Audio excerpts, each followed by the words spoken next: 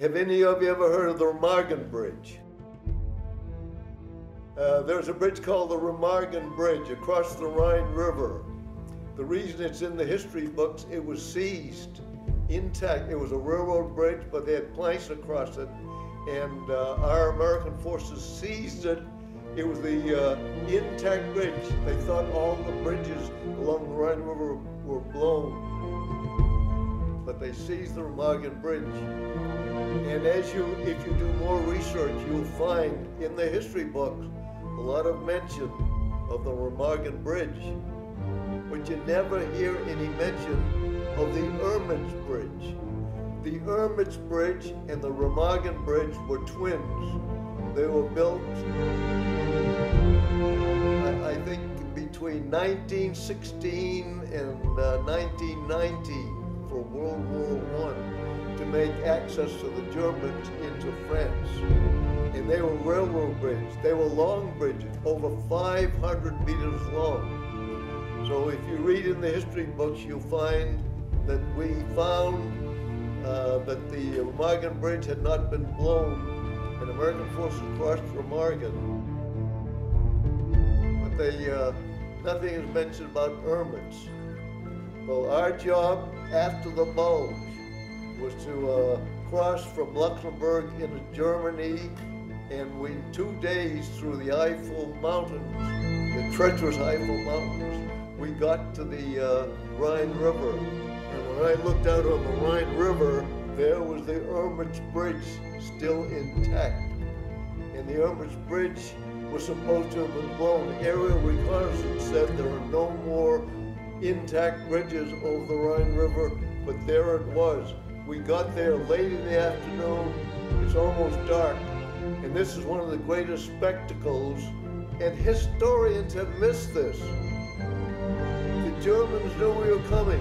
This is the only bridge. They're withdrawing. They're fighting to get across the bridge. There's a place called Andernach here. There's a place called Koblenz here. These are large cities.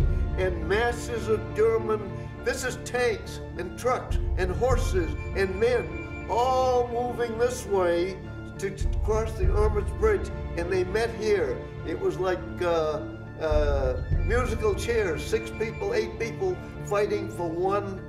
And when I looked out and saw this, this is an unbelievable spectacle. You can't believe this. The Germans flooding out. So we immediately attacked.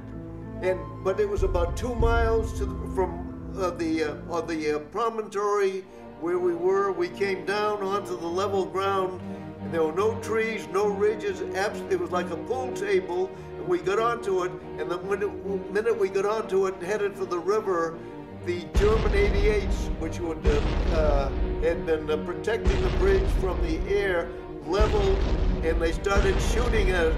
It would have been murder for us to continue. So we had to pull back because it was almost dark. And all night long, as this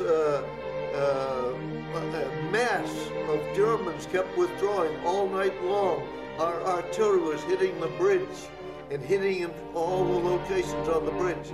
And the next morning, we resumed our attack. As I mentioned, it was about 2 miles. We attacked and we're moving.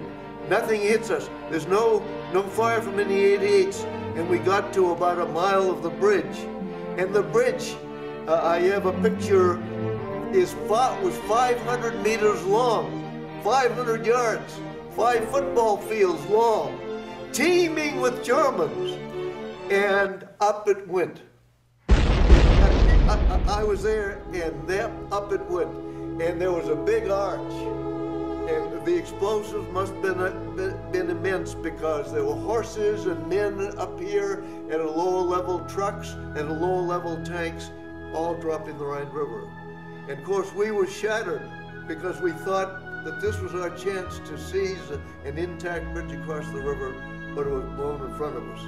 And you never hear about Urmitz. That's the reason I wrote about it, because the historians, for some reason or other, have written about the Remagen Bridge, but not about the bridge at Urmitz.